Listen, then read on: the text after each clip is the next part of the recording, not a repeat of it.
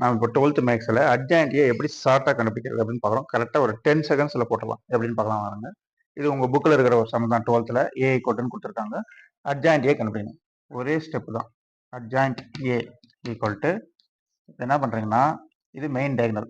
இந்த main டயகனலினுடைய எலமெண்ட்டை interchange பண்ணுங்க. 2 -3 ஓகேங்களா. இந்த 2 மேலே எழுதிட்டோம், -3 எழுதிட்டோம். இப்போ அட்ஜசன்ட் டயகனல் அதர் டயகனல் இருக்குது 4 6. இதை சைன் மட்டும் சேஞ்ச் பண்ணுங்க. +4 இருக்குது -4 எழுதுங்க, +6 இருக்குது -6 எழுதுங்க. இதுதான் அட்ஜாயிண்ட் ஏ. கரெக்டாக ஒரு 10 செகண்ட் கூட ஆகாது இது போகிறது. சரிங்களா.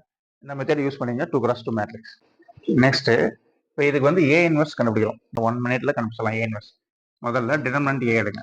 டிடர்மினன்ட் ஏன்னா மேலேருந்து கீழே மல்டிப்ளை பண்ணுங்க. -2 × -3 என்ன வரும்? +6ன்னு வரும். எழுதிட்டு ஒரு மைனஸ் போட்டு கீழே இருந்து மேலே மல்டிப்ளை பண்ணுங்க. 1 × 4 என்ன வரும்? 4ன்னு வரும். இப்போ 6 - 4 2. இது வந்து நாட் ஈக்குவல் டு 0 தான். இப்போ டிடர்மினன்ட் ஏ வந்து நாட் ஈக்குவல் டு 0வா இருந்தால் தான் நம்மளுக்கு ஏ இன்வெர்ஸ் கண்டுபிடிக்க முடியும். சரிங்களா. ஏ இன்வெர்ஸ் எக்ஸிஸ்ட் ஆகும். இப்போ அட்ஜாயிண்ட் ஏ கண்டுபிடிக்கிறோம். அட்ஜாயிண்ட் ஏ உங்களுக்கே தெரியும். ஷார்ட் ஐடியா நான் இப்போ தான் சொல்லிக் கொடுத்தேன். சரிங்களா. என்ன பண்ணணும்? இந்த 2 நம்பரையும் இன்டர்சேஞ்ச் பண்ணணும். -3 இங்கே எழுதுங்க, -2 கீழே எழுதுங்க. ஓகேங்களா. அப்புறம் இது ரெண்டுத்தையும் சைன் மட்டும் சேஞ்ச் பண்ணிடணும். 4ன்னு இருக்கு, -4 எழுதுங்க. 1ன்னு இருக்கு, -1 எழுதுங்க. ஓகேங்களா. முடிஞ்சு. நெக்ஸ்ட் நம்மளுக்கு ஏ இன்வெர்ஸ் ஃபார்முலா தெரியும். 1/determinant A adjoint A. இப்போ 1/determinant A இப்போ தான் கண்டுபிடிச்சோம். என்னது? 2 எழுதிங்க.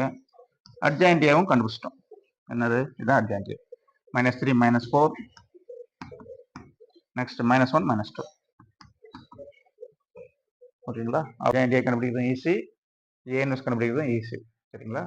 2x2 மேட்ரிக்ஸ் 3x3 மேட்ரிக்ஸும் ஈஸி தான். அடுத்த வீடியோவில் அதை பார்க்கலாம். சரிங்களா.